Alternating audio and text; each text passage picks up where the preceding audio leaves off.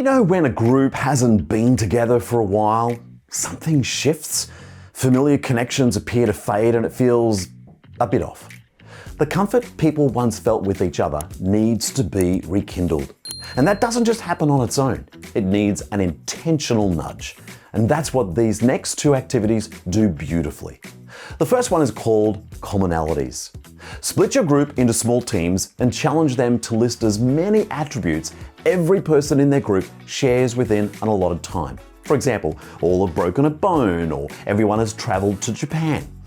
Now this sounds easy until you realize unique commonalities score higher, because if any other team lists the same thing, both teams lose it from their list. Now, from a back-to-school perspective, for example, you could narrow the list of commonalities to what transpired over the summer holidays.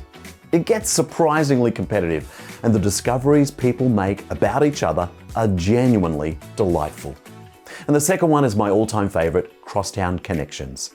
Over the course of several rounds, everyone forms pairs with a new partner based on a set of criteria you call out, such as the type of shoe they're wearing or the month they're born.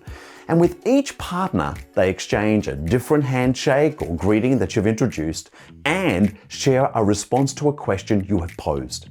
As you can see in the video here, the room comes alive fast. Both activities work for any group coming back together after some time apart: students, colleagues, teams. The reconnection happens naturally through laughter. So, which one would you try first with your group? Commonalities or crosstown connections? Vote in the poll below and let me know.